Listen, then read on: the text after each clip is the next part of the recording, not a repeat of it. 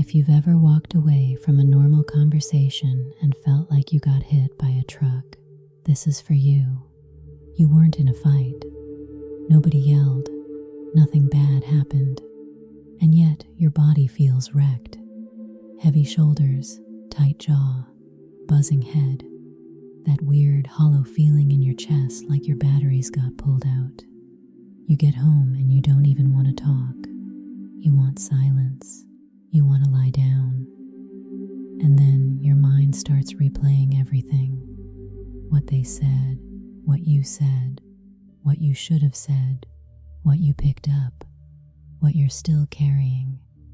That's the post-conversation crash, and it's not you being dramatic. It's your system staying open too long.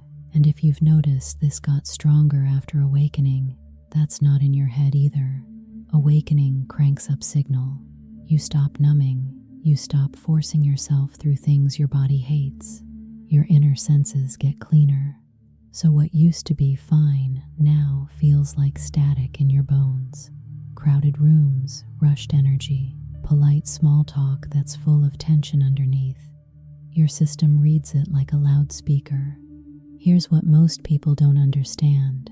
You don't just hear people, you register them. Your nervous system reads tone, face, microtension, unspoken pressure, urgency, fear, sadness, anger, all of it. And if you're wired sensitive, you don't just notice it, you start hosting it, and you can't keep living like an open house in a storm. Let me say this clean. Caring is not the same as carrying. You can love people, you can listen, you can be present, and you still don't have to let their emotional weather move into your body and set up furniture. What's happening when you absorb is usually this. Your attention leaves you, locks onto them, and your body becomes a sponge. You start tracking their mood like it's your job. You scan their face. You adjust yourself to keep the air smooth. You take responsibility for what isn't yours, and your nervous system pays the bill later. Sometimes it even feels noble, like, I'm just being understanding.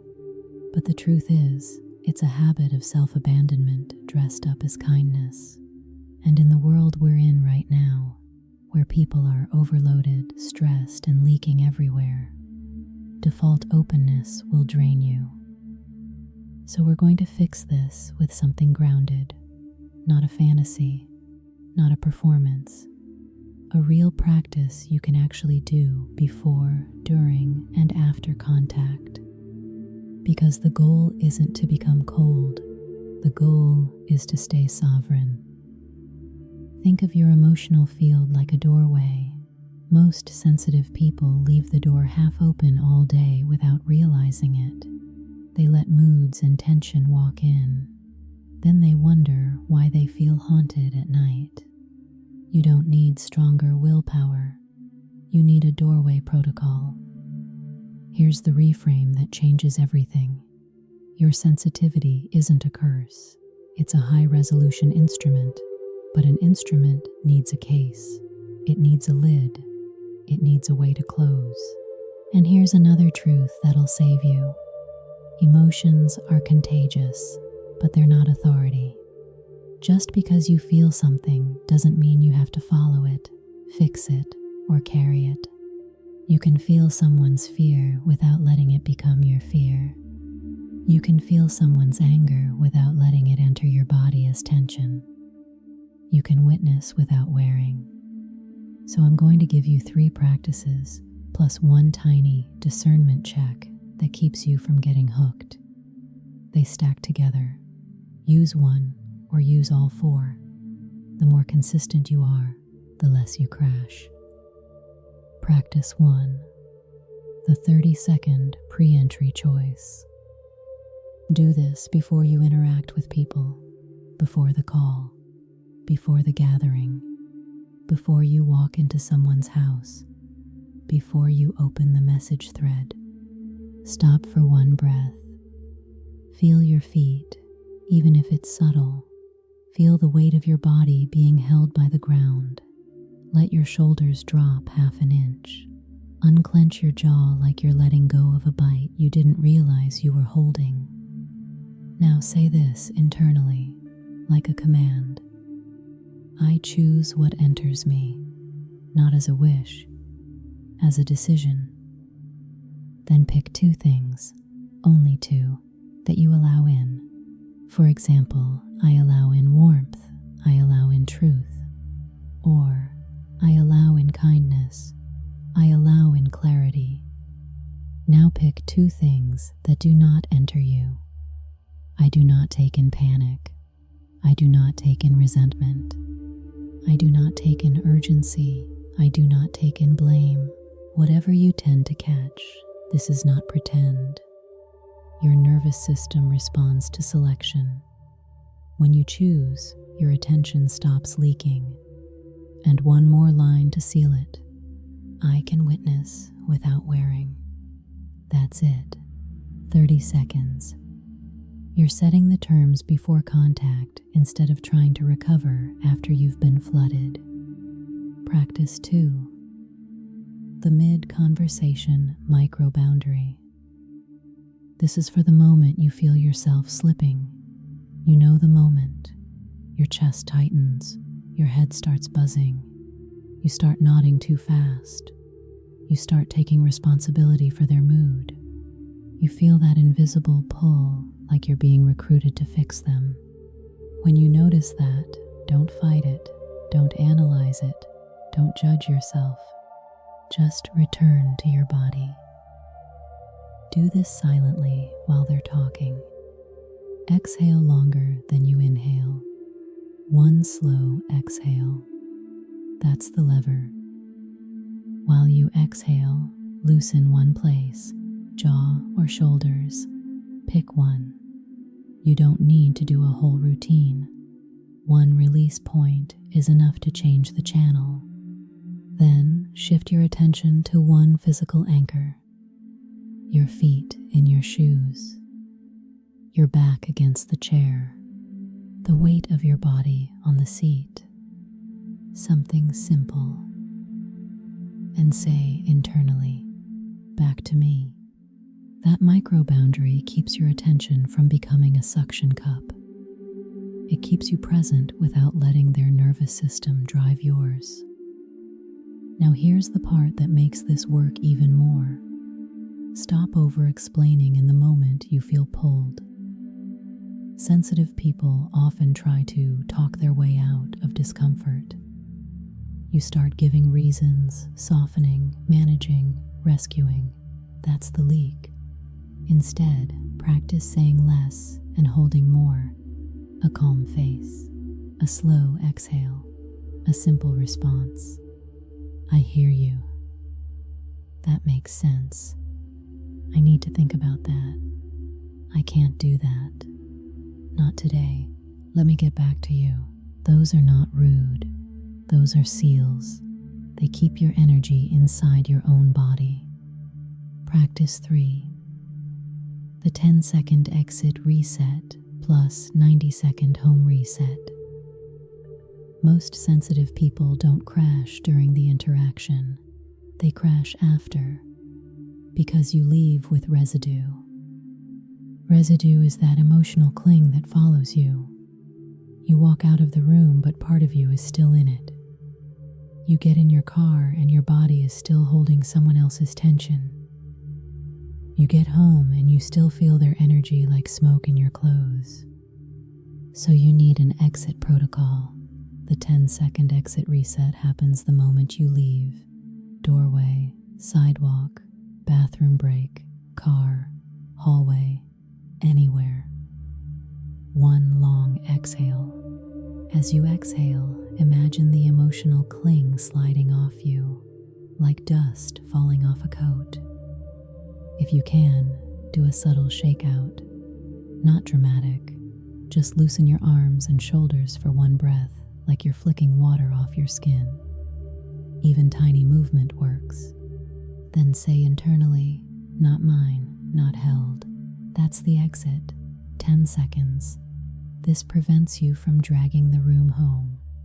Now, the home reset, 90 seconds, because sometimes residue is sticky, especially if you were around someone chaotic, needy, resentful, anxious, or emotionally collapsed. When you get home, don't go straight into scrolling. Don't go straight into cleaning. Don't go straight into explaining what happened to someone else. Give your system 90 seconds to close. Stand or sit. Feel your feet. Inhale through the nose. Exhale through the mouth like you're fogging a mirror. Slow and steady. On the exhale, imagine your energy pulling back in from the day. Not as a visual performance, more like a felt sense. Your attention returning to your own center. If it helps, use this line with the breath. Inhale, I return. Exhale, I release. Do that for 5 breaths. Then seal it with one final statement. My field is mine. My body is safe. And stop. Don't add 10 more steps. Don't turn it into work. The whole point is closure. Practice 4, the 2-second discernment check. This one is tiny, but it stops absorption at the root. Anytime you feel a sudden mood change around someone, your energy drops, your chest tightens, your mind starts racing, ask this internally. Is this mine? Don't debate it. Just ask it. If your body says no, your job is not to fix them. Your job is to stay with yourself. Then follow with one more question. What is my responsibility here? Most of the time, the answer is simple. Be polite, be present, be honest, and keep your energy. That's the difference between resonance and responsibility. You can resonate with someone's emotion and still not make it your responsibility. Now let me give you a real-world example so you can feel how this plays out. You're talking to a friend and they start spiraling. Their voice speeds up. They're catastrophizing. They're dumping details. Your body starts bracing. You feel that familiar pressure, like you have to save the moment, say the perfect thing, carry the weight with them. Old pattern. You stay open, you lean in too far, you absorb, and you leave feeling sick and guilty and heavy. New pattern. You do the micro boundary. One long exhale, jaw loosens, feet on the ground. Back to me. You listen, but you don't merge. You say fewer words. You ask one clean question. You don't volunteer your nervous system as a sacrifice. And when you leave, you do the exit reset. Not mine, not held. That's what sovereignty looks like in real life. Quiet, simple, effective. If you do these practices, pre-entry choice, mid-conversation micro-boundary, exit plus home reset, and the 2-second discernment check, you will notice something powerful. You'll still feel people, but you won't have to become them. You'll stop confusing empathy with self-erasure. You'll stop paying for every social moment with a 2-hour collapse. You'll stop walking around like your nervous system is public property. And here's the part people miss. When you stop absorbing, your discernment gets sharper. You start noticing who you feel peaceful around. You start noticing who leaves you clean.